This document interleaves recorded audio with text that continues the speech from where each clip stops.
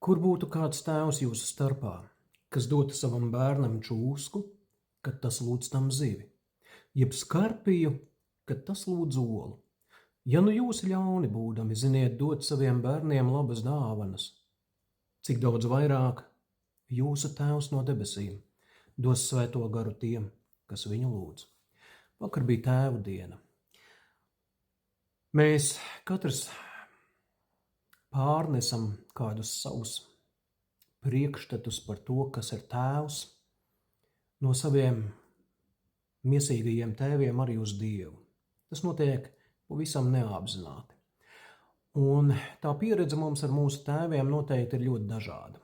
Dažiem varbūt izdzirdot vārdu tēvs, raisās kādas ļoti negatīvas atmiņas, asociācijas un gribas no šī vārda novērsties. Kādiem varbūt tās ir kādas ļoti patīkamas atmiņas, bet vienādi vai otrādi Dievs ir pilnīgi atšķirīgs no mūsu tēviem. Katrā ziņā viņš ir stipri atšķirīgs. Un mums visiem ir nepieciešams, lai mēs, ja tā var sacīt, pārinstalētu šo priekšstatu, pārinstalētu šo izjūtu par Dievu kā par tēvu. Lūk, Dievs kā tēvs. Viņš ir pilnīgi atšķirīgs.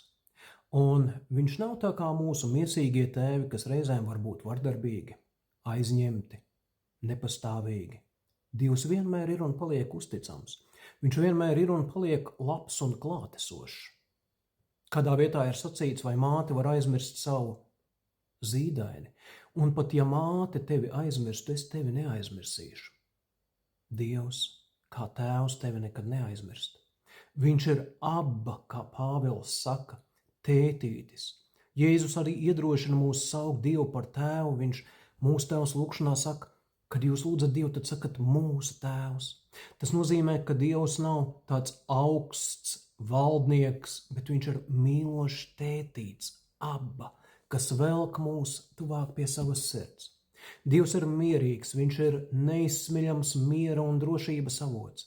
Viņš nepazīst pēkšņas dusmas vai arī garastāvokļa maiņas. Viņš ir gaisma, kurā nav nekādas tumsības un pie kura nav nekādas pārmaiņu ēnas. Dievs dāvā tev jaunu identitāti, tu esi visuvarenā Dieva kā tēva bērns. Tas dod tev drošību. Cilvēciskie mūsu miesīgie tēvi mēdz bieži vien būt, mūs salīdzināt, viņi mēdz izteikt kādu nepamatotu kritiku vai varbūt pat atstumt, bet Dievs saka, tu esi mans mīļais bērns, uz tevi man ir labs prāts. Dievs ir mūsu aizstāvis, viņš neapspiež mūs, viņš ir tēvs bāriņiem un atraiknēm. Lūk, viņš ir tas, kurš vienmēr nostājas mūsu pusē, kad mums tiek darīts pāri. Dievs ir bez gala pacietīgs, bet viņš arī savā mīlestībā mēdz mūs pamācīt. Bet viņš nekad nav dusmīgs tiesnesis. Viņš mani mīl, bet to, ko viņš mīl, to viņš kādreiz arī pārmāca.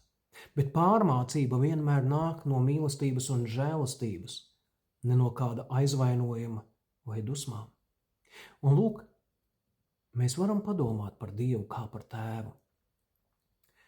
Kā mēs varētu pārinstalēt sevī šo pieredzi? Mēs varētu paņemt vakarā, atrast kādu klusu vietu, kur nosēsties un kur zinām, ka mūs kādu pusstundu vai stundu neviens netraucēs. Mēs varam pievērt acis, bet pirms aizvaram acis izlasīt Lukas evaņģēliju 11. nodaļas no 11. līdz 13. pantam. Ja nu jūs ļauni būdami, zinat saviem bērniem dot labas dāvanas, cik daudz vairāk jūsu debesu tēvs dos svēto garu tiem, kas viņu lūdz. Un pameditēt par to, ar kādu skatienu Dievs skatās uz tevi.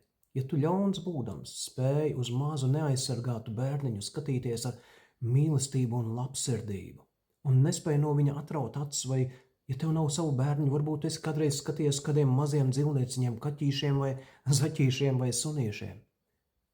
Tu nevari atraut acis, tur ir kaut kas pievelk tavu skatienu. Tad lūk, ja tu ļauns būdams, ar šādu labsirdību vari paskatīties uz šīm mazajām Dieva radībiņām, tad iedomājies, cik daudz vairāk ar labestību Dievs noraugās uz tevi. Un viņš dod tev savu garu.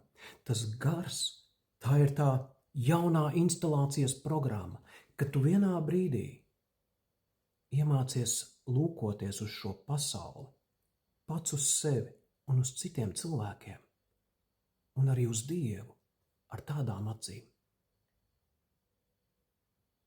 ar kādām Dievs uz tevi šo pasauli lūkojas. Lūk, ka tu ieraugi Dievu, kurš ir pilnīgi atšķirīgs no mūsu miesīgajiem tēviem. Tādu Dievu, kurš ir tētīts, pilns žēlstības un mīlestības. Atrod laiku, pameditē, padomā, pamēģini iztēloties, kā Dievs uz tevi skatās, kurā nav it nekāda ļaunuma, kurā nav it nekādas tumsības, kurā nav nekādas pārmaiņu ēnas.